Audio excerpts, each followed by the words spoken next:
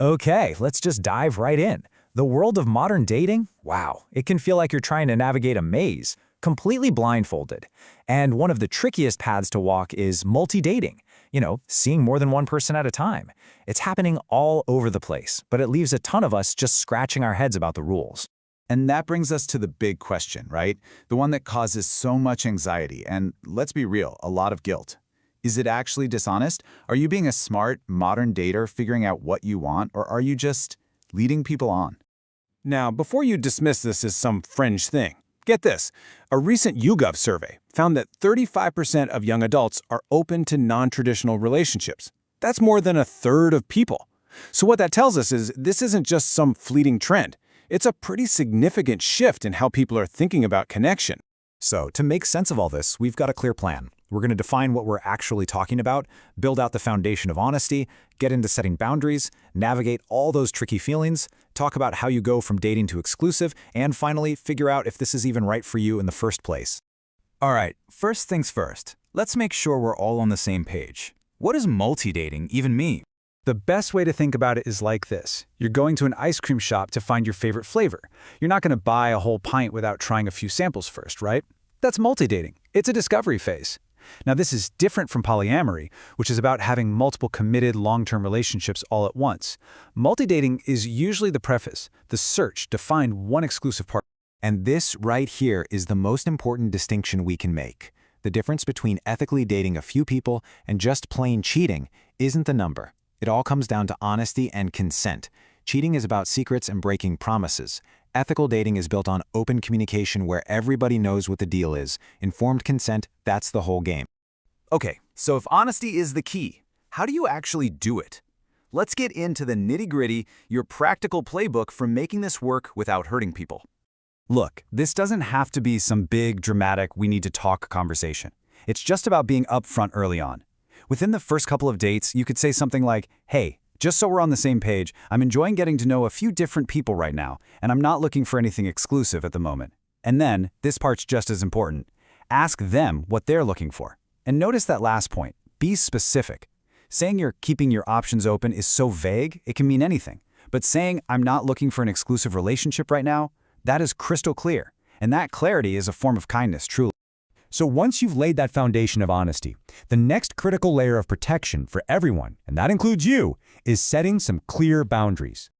But here's the thing. You can't communicate boundaries to other people if you haven't even figured them out for yourself. So before you ever have that talk with someone else, you've got to have a real, honest conversation with yourself. What are your actual limits? And this is exactly the kind of self-reflection you need to do. Seriously, ask yourself, how many people can I realistically give my attention to at once before my brain short-circuits? 2? 3? What's my personal comfort zone with physical intimacy in this kind of setup? How much time and energy do I really have to give each person without feeling totally drained? Knowing the answers for yourself is absolutely non-negotiable. Okay, so we've covered the logistics. But, we're human beings. Dating involves feelings, and this is usually where things get complicated. So let's talk about how to manage the emotional roller coaster. First up, guilt. Oh man, it is so easy to feel guilty for dividing your attention, even when you haven't promised anyone anything.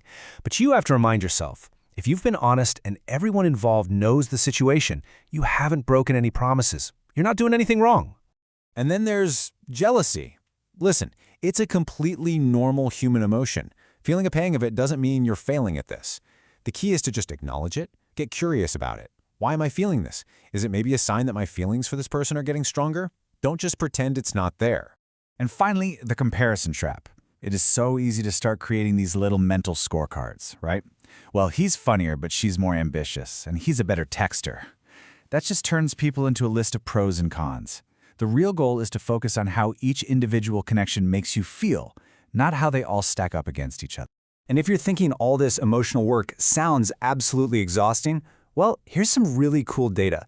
In the wider world of ethical non-monogamy, research shows that 65% of couples actually say they have stronger bonds because of all this transparency.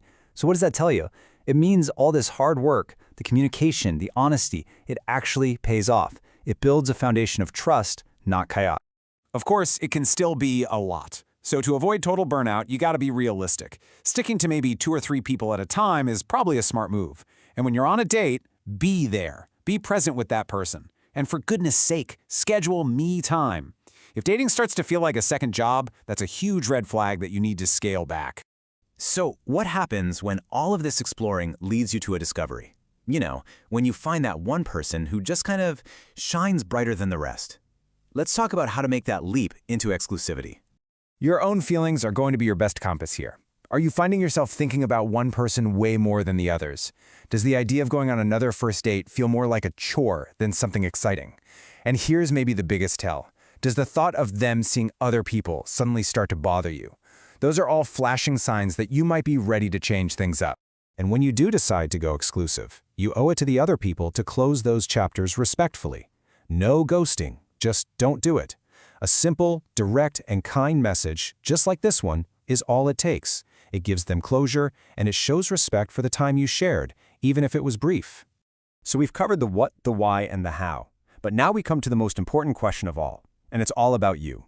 Is this approach actually a good fit for your personality and what you need?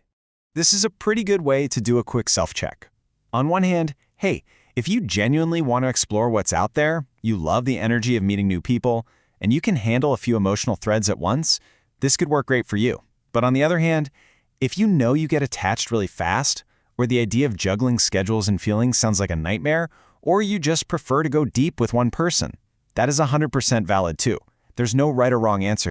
But no matter which path you decide on, these principles are the ethical bedrock. They're non-negotiable. Why? Because they honor the simple fact that everyone involved is a real person with real feelings. Transparency, boundaries, respect, these aren't just rules for multi-dating. They're the foundation for any healthy connection with another human being. Ultimately, your dating journey is yours and yours alone. The goal is to find an approach that feels authentic and true to who you are. But I'll leave you with this to think about. In that pursuit of being true to yourself, how do you make absolutely sure that you're also being a good, decent, respectful human to everyone else you connect with along the way?